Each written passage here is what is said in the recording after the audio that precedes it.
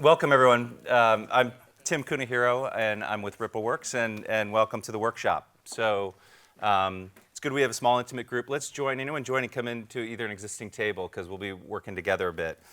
And during today's workshop, what we're going to work on is how to transform your recruiting and retention through a concept called an employee value proposition, or EVP. So let me do something. Let me just get a pulse of the room. Before knowing about this session, how many people had heard of an EVP? Raise your hand if you'd heard of it. Okay, half. Keep your hand up. I'm going to ask the second question. How many people have heard of it and know what it is? Okay. And then how many of you have actually implemented one within your organization? Okay. Oh, all right, we got one. I might be calling on you. I'd say it's partial. Okay, good. Good, well, there's something for everybody here. This is great. So let me go through how we'll spend the next 75 minutes or so. We're just going to start by setting the stage with the why. Why are we even talking about employee value proposition? And it really has to do with the challenges in talent acquisition. At RippleWorks, we led a research that I'll talk to you about some of the insights gathered and why we think it's so important for organizations. Second, we'll talk about what. So let's just get grounded on what is an EVP and what can it do for your organization. And then steps 3 and 4 is really the how. And this interactive workshop is really a how-to. So step 3, we're going to walk you through a simulation of designing an EVP for your organization. And designing it is one step of it, but step 4 is what do you need to do to actually make it work within your organization. So we'll go through all of those steps, but spend the bulk of the time on the design phase. All right? So let me tell you about RippleWorks and why we care about human capital. So RippleWorks is a foundation, and we connect high-growth, high-impact social ventures with functional experts to be able to solve one of their critical scaling challenges. And we do it through a project-based approach where RippleWorks manages the projects, and we go find a world-class expert to work with a social venture. In 3 years, we've worked on about 50 projects with many high-growth ventures. And so the benefit we get is we get to work day-to-day with organizations including Skoll awardees like Vision Spring, Living Goods, and Medic Mobile. And in working with them every day, we see the great things they're doing in changing the world, but also the challenges they have. The challenges they have specifically in talent, getting the right talent and expertise within their organization. And we know that actually limits their growth. And so if you can solve that, that's one of the levers that are going to allow you to scale faster. I'm the managing director here at RippleWorks, and really what it means is we find the companies to work with and identify the projects that we would work on, and then go find the experts. And then we have project managers that run it beginning to end to make sure they're successful.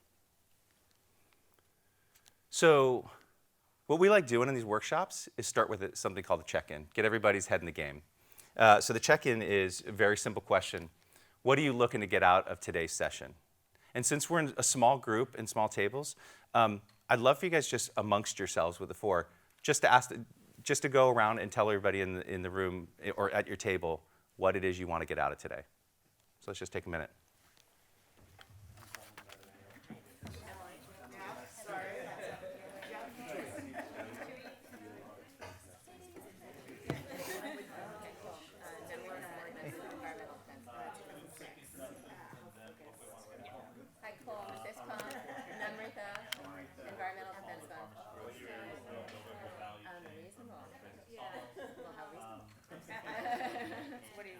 I actually would like to ask people from each table to volunteer up something that they want to get out of today's session, other than go 1 for 3.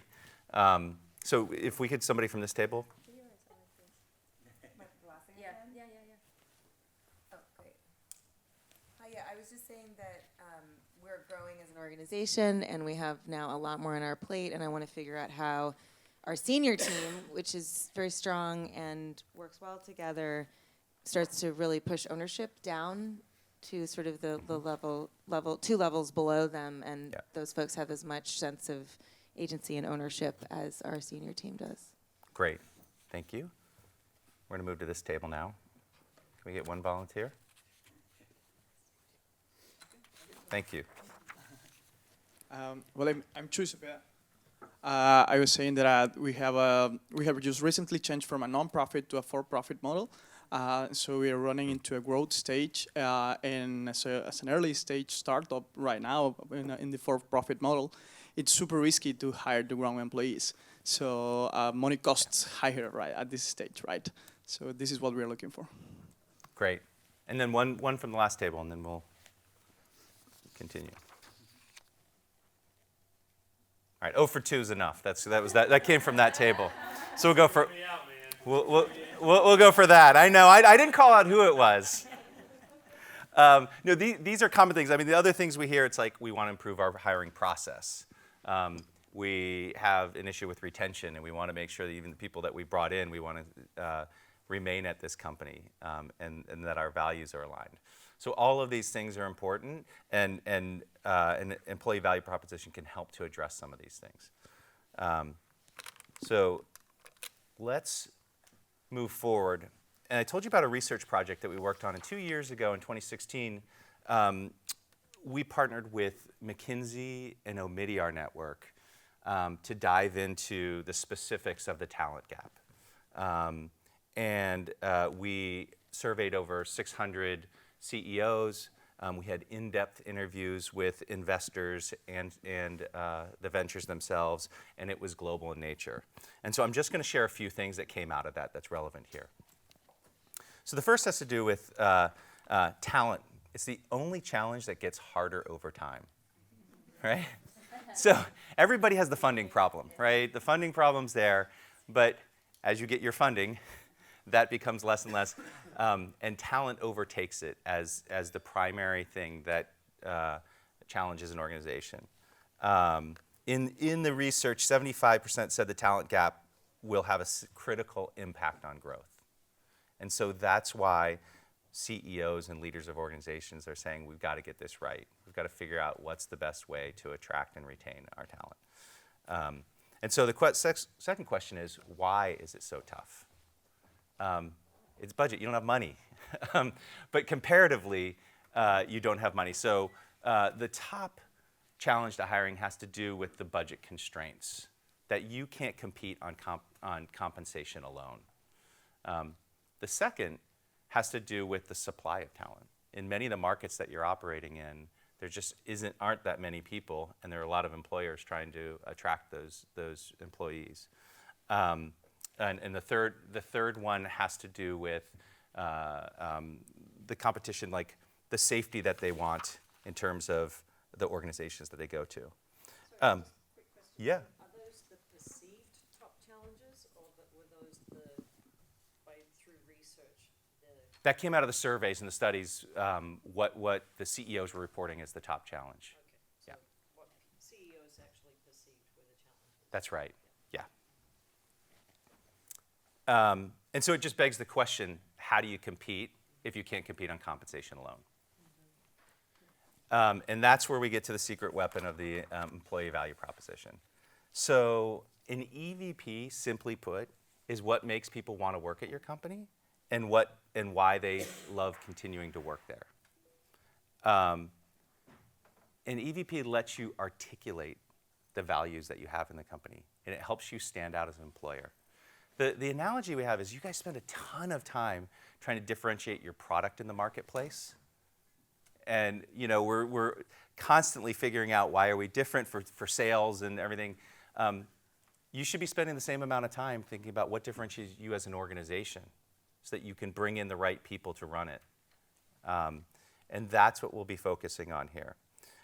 So when you've got the EVP, the other thing that happens, and it was mentioned here, is it empowers others in your organizations to be ambassadors so that they can be recruiting the people, not just you, the CEO, or just your top leadership.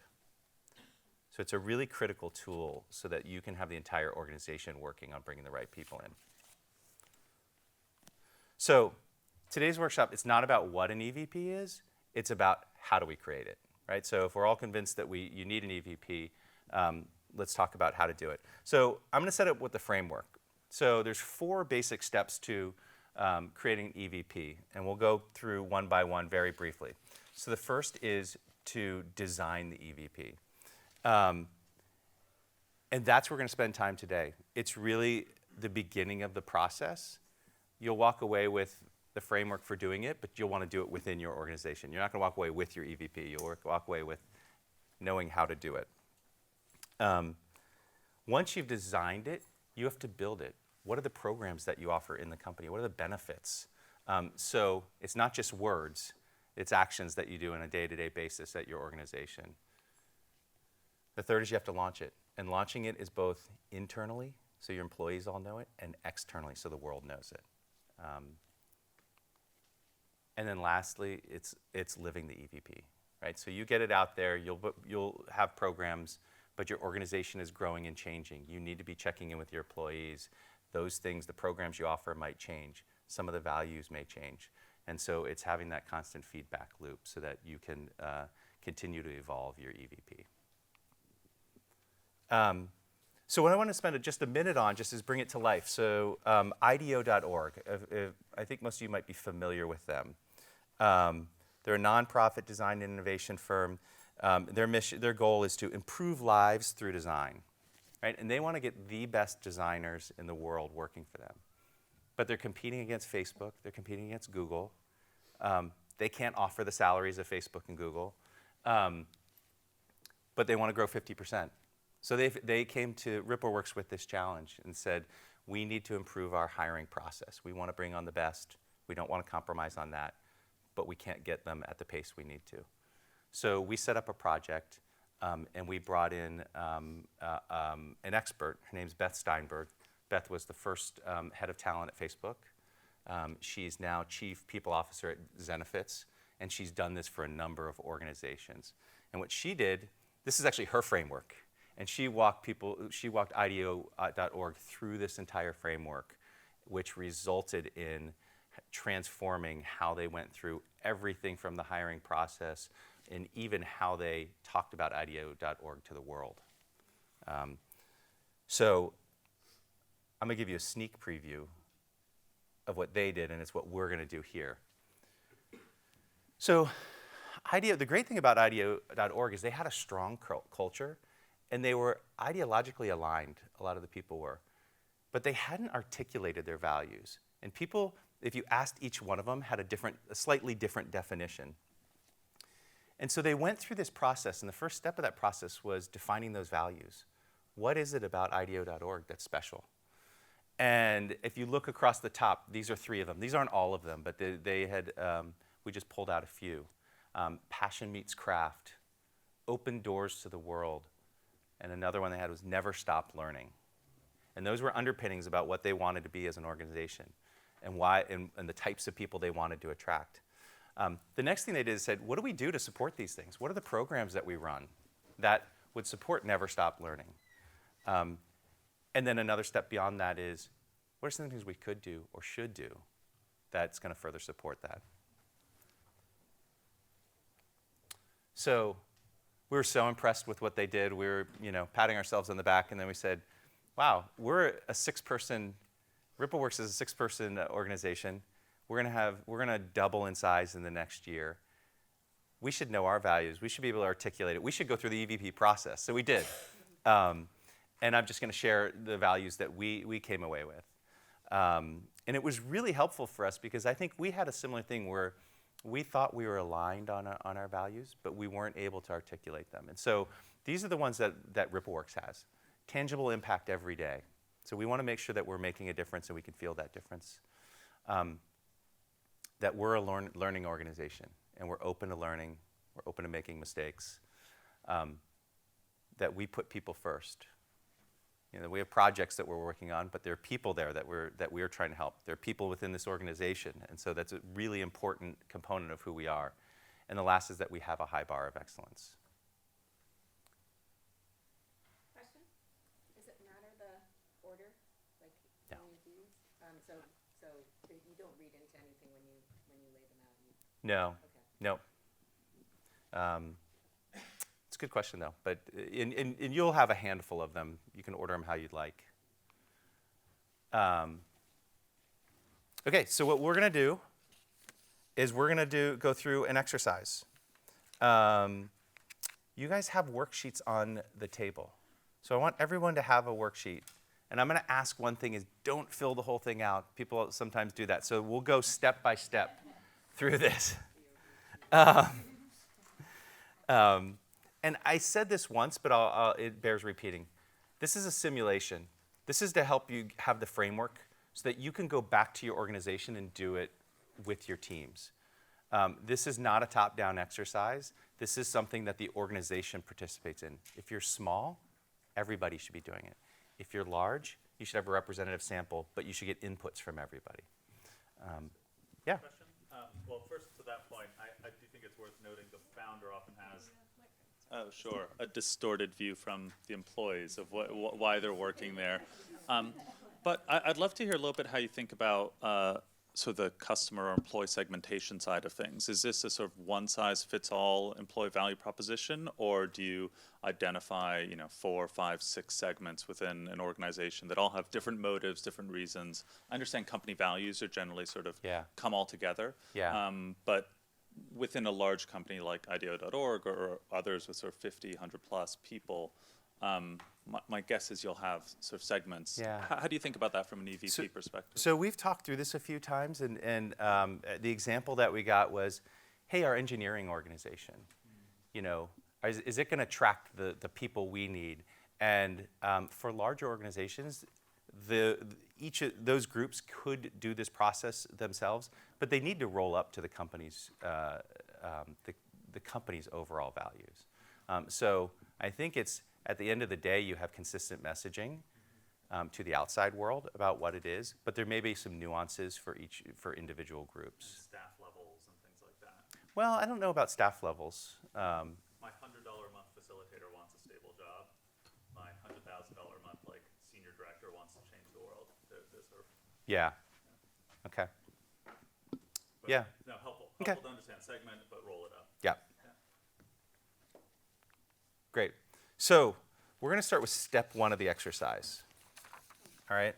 And so exercise number 1 is if you guys are, I didn't ask if you're CEOs, but if you're CEOs or leaders, what I'm trying to do is get you to think in terms of one of your employees. Like, who's the employee that you think that embodies your culture? And I want you to create the profile in this exercise number 1. Who are they? When did they join? What's their background? What do they do? And yeah, we asked you to draw a picture. So even if you're not good at drawing, but think about who that is, because that's going to start to be the basis for what we'll do next. I'm going to give you just a minute. We'll take a minute or two.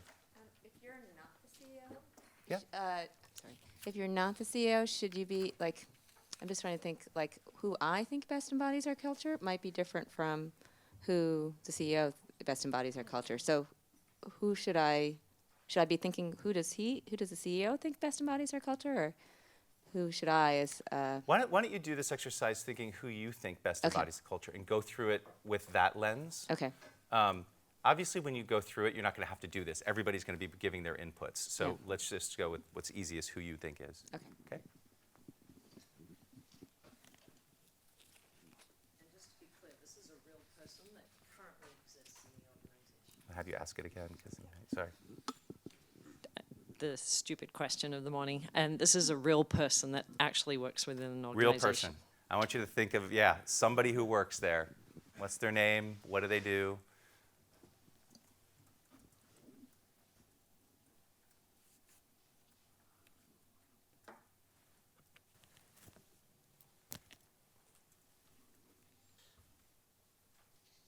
I'll tell you, for RippleWorks, I think of when I did this exercise, when you're doing it, I think through my head, and there's a person on our team, his name's Pradeep.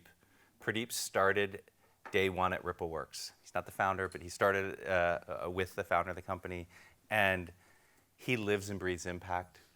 He cares so deeply about the people that we're working with, and that we're doing a good job, and he's the person who's designed our whole process, and he continually tries to improve what we're doing, even as we're into year 3.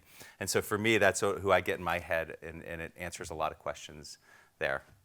So let's do this. We're going to go to the second exercise. So now, thinking as if you're that employee, how would that person answer why they love working at your company? And so when we went through this is a brainstorming exercise. I know there's just one of you in the room. We had 40, 50 reasons. And so just write down as many as you can. I'll challenge you to do more than 10, but just think of why would they want to work here? Why are they still working there? And you know,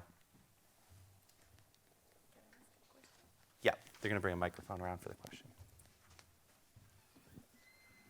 I'm a bit puzzled because if I think about my colleagues who embodied the culture of the enterprise, they are usually the less creative because they're so caught up with the culture and do the right thing that at some point, I'm not sure that they're the most creative people. They're very good at delivering results, but always in the same manner because they feel so much in the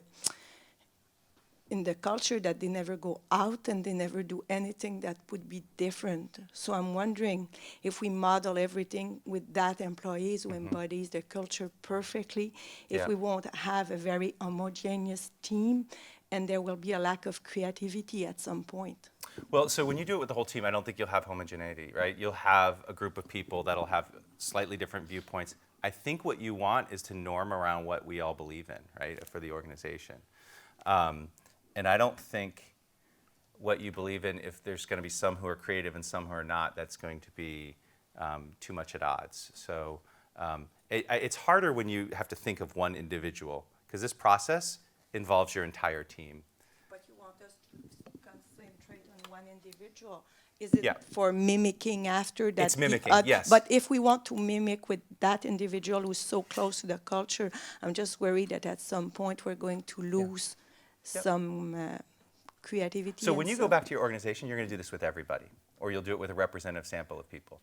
So I'm walking you through this process so that you can see some of the outputs and that, but you're talking about the risk of having this one thing. You're going to do it with a whole group of people, so you will not have that. I'm having you envision who this person might be. You can think of a group of people. You can think of different people you like.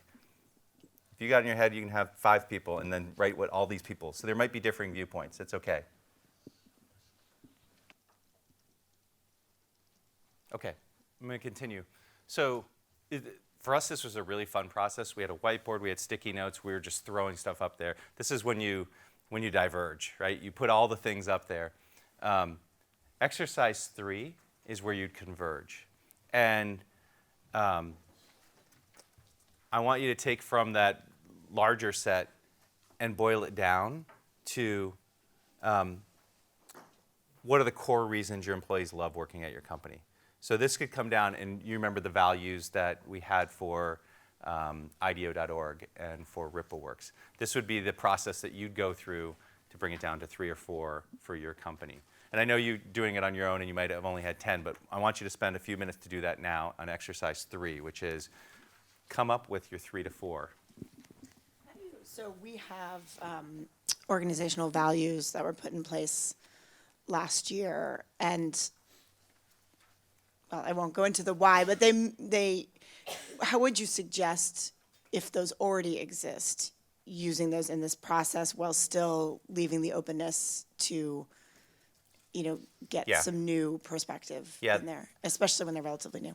That's a good question. I think what you'd want to do is go out, all the way at the end when we talked about living it, is you want to continue to have a feedback loop. I think you'd want to go out and validate and ask for some more input. Like, are these still working for us?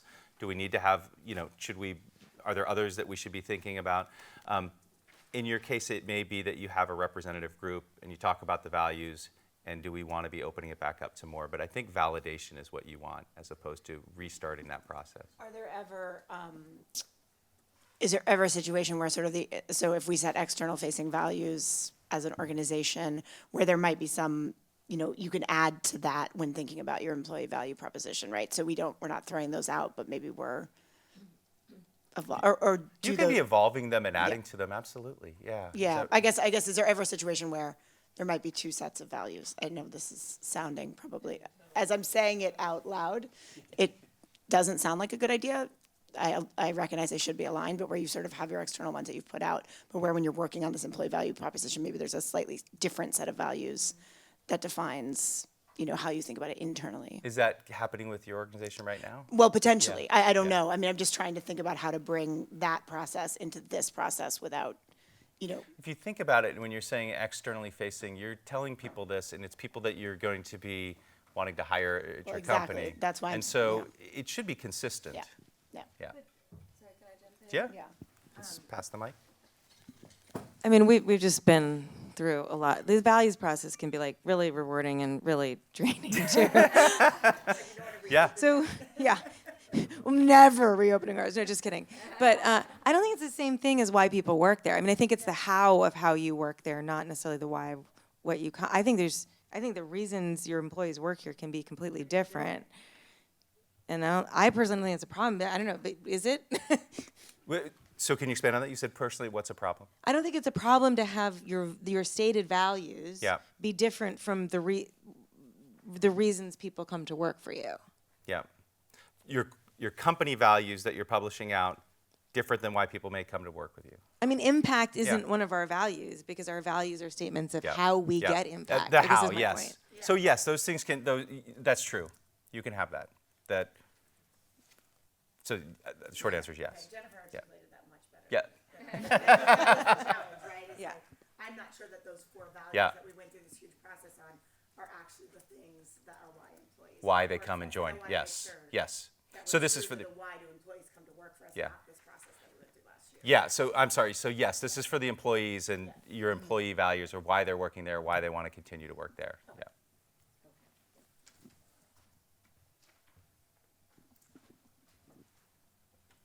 So we're going through exercise 3 right now. And at the end of that, I'm going to ask a couple people to share out because it's great when we do this for people to hear what other organizations have. So if a few of you could be prepared for that.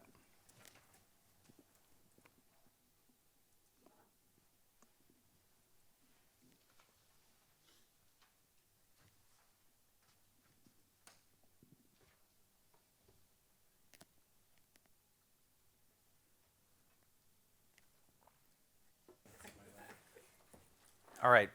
Can I have a couple people volunteer? I know this is a simulation, but things that you wrote down as a couple of values? Great. Read all of them or just a couple? Just your 3 or 4 that you came Okay. up with, yeah. Amazing colleagues, access to resources to do the work, reputation for high impact, and then 4 was entrepreneurial, innovative learning organization at core. Great.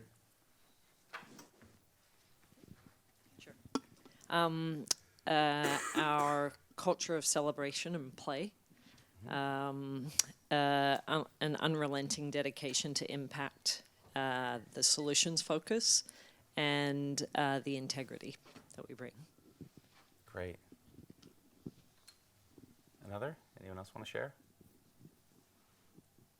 Okay, those were.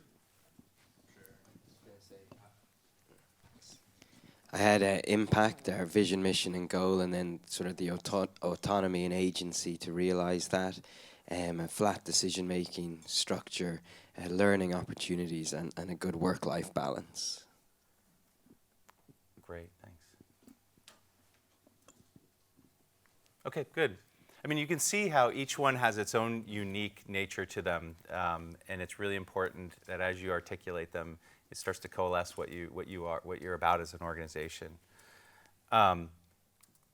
So once you've gotten to that point with your company, the next is to say, all right, what do we currently do that reinforces those values, the reasons why they love working at the company? And so that's what benefits, what programs, what traditions do you have for each of these reasons? And so I want you to look at those 3 or 4 reasons there, and you're on exercise 4, and just write down what are the things you do underneath there. They could be big or small. but these are things that where you're institutionalizing them. And just for the record, this was hard for us. We kind of stared and said, we believe in it, but are we actually doing that much to reinforce it? So you might fall in that same place where it's like, okay, are we doing anything? And that's all right.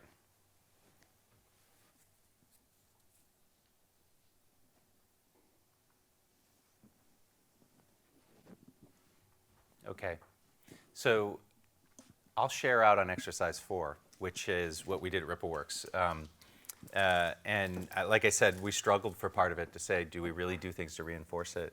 But on one of them, which is we put people first, we have a number of things that we do that we think are important. One is for every project, when we kick the project off with an organization, we spend the first half of the meeting with a get to know you. So who are the people on this project? What are their interests? It's a really fun exercise. Everybody's chomping at the bit to get going on the work, but it really helps to understand who the individuals are. The second thing we do as a company is we have something we call First Fridays. And every Friday, the first Friday of the month, that afternoon, one employee plans something for the team, and it's just a team outing. Sometimes it's simple. We sometimes sit around and play cards. Sometimes we'll go on an adventure. But it's just a way to unwind and just spend time with each other. And it's been a great thing to do. The other thing we do is you get your birthday off. Right? It's a simple thing. It's a small thing. I mean, maybe everyone does that, but it's just another gesture of people. So that was an area where we actually had programs that were built in. But what we ended up with was a lot of areas where we didn't have many things, programs or benefits that supported those values. And so what we'll do on exercise 5 and what you would do with your company, it'd be a big brainstorm session about like, what could we do? What should we do? And I'm gonna just have you spend a few minutes and again, to go through the exercise of what are those things that you could do that would support those values? And so let's just take a couple minutes and then I'll share out again on RippleWorks.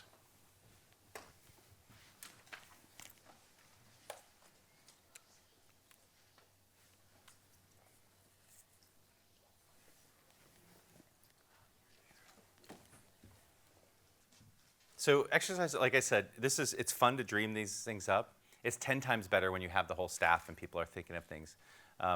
One of the reality checks you have to have is what's realistic for your organization to do. And that's a process you have to go to figure it out. I'll tell you, so at RippleWorks, we said, okay, we're 6 people. We can't like put in place a ton of different programs. One of the simple ones we implemented right at the end of it, if you remember, one of our values was we're a learning organization. We ended up doing, implementing a lunch and learn. I mean, it's simple. And we do 90 minutes once a month. Once again, we rotate it. Each employee comes and says, here's something that I want to learn, or I heard this is something that you guys want to learn. And we just go, and that person sets the agenda, has everybody there, and it's just, they've been great. And it was pretty simple, low overhead, and we get a ton out of it. So that's just an example. I mean, if you're a larger company, you might want to have bigger programs, you may not. But just to be able to commit to it really meant a lot to everybody in the company. So we just walked through that. That's really the framework for going through the design phase. And again, we simulated it. But if you went back and did this within your organization, the output is, one is you want to get input from everybody on your team, right? Get them all involved. When you're small, it's everybody. When you're big, have a representative group. Second is, at the end, you want to be able to articulate those values. And then third, you want to take an inventory of what you do and think about the things that you want to add to it. And then you want to be able to socialize that within your organization and confirm it. Right? Once again, don't hand it to everybody. Let's make sure everybody's on the same page and wants this. And they'll take ownership of it. So what did that mean for IDEO.org? They started and they surveyed the entire company. They said, okay, let's get some initial input back from everyone. They interviewed a bunch of team members. They did in-depth interviews to figure out what did people value. And the last is they assembled a group of people. And that group of people became the representatives that really did the heavy lifting on creating the employee value proposition for them. And so in the end, they all felt like they were involved. They all felt like they had a clear picture of what it meant to work at IDEO.org, and it worked really well for them. So the second step, as we talked about, is building it, right? We talked about the new programs that you might implement. You got to be able to allocate the resources. Like, be realistic about what you can commit to. And once you commit to it, you have to build it out and communicate it. So you got to have an internal plan to communicate it with your employees. You have to have an external plan to be able to go and put it out there. I'll give you a couple real-world examples again from IDEO.org. They have a welcome kit. So day one, hour one, when the person comes in, that person gets this welcome kit. That welcome kit has everything about what do we care about, how do we work in this organization. It just reinforces everything that they've done. And that reinforces stuff they've done that I didn't even talk about earlier in the process, that they're communicating to potential hires about what's important to them. And externally, they updated things. They updated their web page to talk about it, right? You've got your careers area or whatever, but they put that information out there so everybody understood what IDEO.org was about. But I would say the big takeaway is make sure you have the resources, and then once you do, commit to it and do it. So the third is launching it. You've got to execute on those internal and external communication plans. You don't have to do everything at once. You know, you can roll out one or two things and then roll out some things later. That's okay. But you want buy-in from everybody, and you want to follow through on it. I thought what was really interesting about what IDEO.org did is they said, okay, if these are our values, in part of how we were going to launch it, how are we going to transform this? They got input from every employee about if these are the values and this is what we want, the type of employee we want to come into our organization, what interview questions will we ask them to validate those things? And they said it just transformed how they went through and evaluated candidates, and that was a really important thing. The objective job description. It sounds simple, but you still want to be consistent about that communication. And they just revamped their entire process, their communication process with any candidate that would come through the pipeline. And so then the last step in the process is the live stage, right? This is, you've put it out there, your employees have benefits, you have programs for your company, but your company's changing, right? A lot of companies are going to be doubling in size in the next year or two. You're bringing in new people, and so you'll want to get that feedback loop, and you'll want to go through to evolve this. And so what IDEO.org did is they have a quarterly pulse survey, that is it working, is it still consistent, and they're getting that feedback back and making adjustments accordingly. And then they have champions, and those champions are, if we believe in this, let's make sure we continue to live this. Let's make sure that it's alive here in the organization. And so this is a dynamic thing. So you go through a long process, you put it out there, you'll continue to evolve it over time. But that's the last step in the process, is live. The thing we like to do also is in a workshop is just maybe talk amongst your table about what is it you're walking away from today's session. What's one thing you'll do in your organization? And so I'll just give you just a minute just to articulate within the group what it is that you take away from today's session.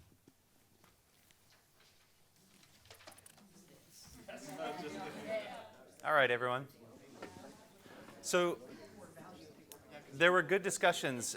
I'm actually going to ask a couple people to share out what's one thing they are taking away from this, other than the worksheet I hear is popular. And we're happy to send it to you guys if you want it, a digital version. But can I get a couple volunteers to share out? Before I share, can I just ask what you meant by front door visuals? It's actually at theirs. It was when you walk into their office. It was just more of those, like when you walk in, it's like, this is what we're about. This is that was it. The branding. Okay. Branding, yeah. But it was the values, not just their brand or their company. Although I thought, in general, it's not a great idea to have values up on walls, and we don't do it either. Yeah, I mean, it's how they chose to do it. Yeah. It- Because it's kind of superficial, and it should be owned by the staff and lived rather than, that's more authentic. It's rather than sort of kind Yeah. of pasted on. And we find that to be true. They chose they chose that they just wanted to be able to. One was a visual to see it and reinforce every day, but that's not just all they did. I think if they just put them up there and said these are our values, that's Well, you know, some empty. organizations do that. I Yeah. totally get that somewhere, and that's wrong. But Right. that was wrapped in a lot of things that they Right. were doing. Right. So yeah, Right. it was just an example. I guess the takeaway for me was we usually every quarter do a refresh of our strategy, our organizational strategy. That's kind of like a living document. It's very short. But now I realize, we should do a refresh or have a strategy of our EVP every quarter. Yeah, great, thanks. First, I want to share a contrast about the front door visuals. We have a civic technologies company, and we build solutions for the city. And when we do that, it is super easy to have a Google Earth VR in the reception for people to have an experience of how the city looks like. And when they travel the city, they feel like, oh, this is my city, can I take care of it? And we're not showing the values, we're not showing anything, and they feel it, that this sense of commitment or belonging to those solutions. So I think this kind of front door visuals, it's way different. It's not that direct. And about the takeaway, I was just sharing that my co-founder is also named Chui, so it was easy to put the employer's name here. But we have very different mindsets. He's the getting things done what you are in Skoll Forum kind of guy, and I'm here sharing and learning. So when we think about the employee value proposition, it's really hard to think like, okay, so he will probably be thinking like this, and I will probably be thinking like that. So should we demonstrate that to the employees, or shall we be more like aligned and show a consistent message? Like, shall we do some kind of empathy exercise and share something that we both agree? Or shall we both say like, okay, he thinks like that, I think like that, do whatever you want. Like you can do Tuesdays and Thursdays, this guy, and this is a thing. Yeah. Like I want to go back to my co-founder and say like, can you just fill this Yeah. piece of paper and try to think how we can handle that? Yeah. I mean, I don't know what it is for your organization. I mean, maybe diversity of thought is one of your things that is a big value, or something that, like, that's actually something you value. It's like, then you want people to speak up if they have a different opinion. That's part of it. You don't have to be, Exactly. it's okay to disagree. It might be something that's what you're aligned about. Exactly, but this is the main takeaway. Like, I think I have bipolar value propositions for my employees. Right now.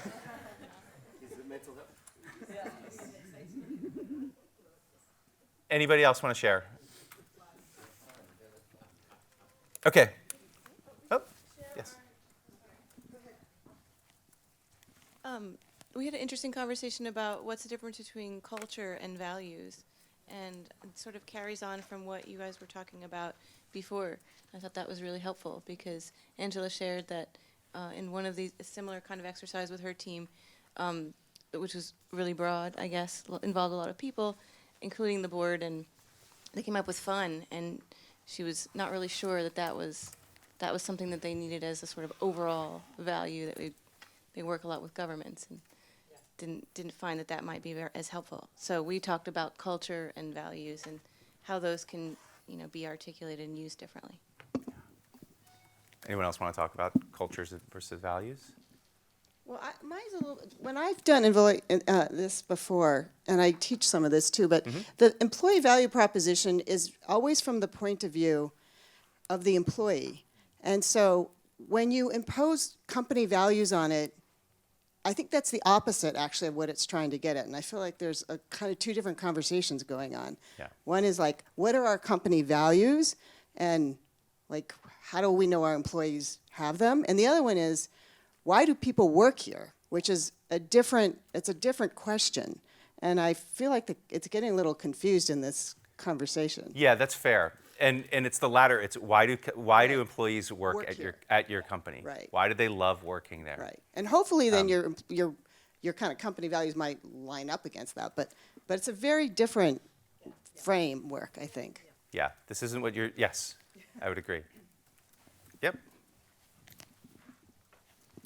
And I think it's also depending on who sets the company values. I mean, we've recently gone through the process where about 500 people involved of 1,800 employees set the organisational values. Yep. And so therefore, for me, the culture then becomes the living entity of the values.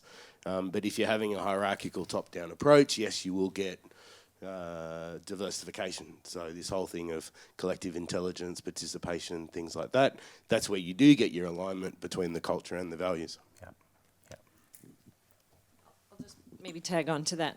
We work with companies. That's primarily where we touch down. And I think this extension of values into culture and kind of that somewhat permeable membrane that's in between. And creative playfulness is one of our externally articulated values. It is. And we work with 750 brands around the world. And we don't think that, just because people work in corporations or government, that, people still like to have fun, right? It's not antithetical. But for us, it was a very active conversation because it's part of our internal culture. But we felt that it was important, a really important part of who we were in the world. And so it is something that we drew through into an externally articulated value. So. Great. And thank you for everybody's participation. I think that's makes it richer when we have everybody talking and debating about these. So I'm just going to wrap up in the interest of time. We talked at the onset that you spend a lot of time marketing your product and differentiating your product. What we're saying is do it for your company and for those employees that you want to attract and retain. The second thing is, we said this is bottoms up, not tops down. Involve everybody, get everybody's voice, and get buy-in. Designing is fun. It's easy. It's the other steps that make it real. But the last is, this should be a strategic priority for you. And that's, sometimes can get pushed aside because there are other things. I would recommend spending the time and make it a strategic priority for your organization. Great. So that's it. Thanks for the time. Thanks for participating. It's been great. I'm happy to share, like I said, I'm happy to share either of these with whomever wants that. And good luck with the rest of Skoll. Thanks, everyone.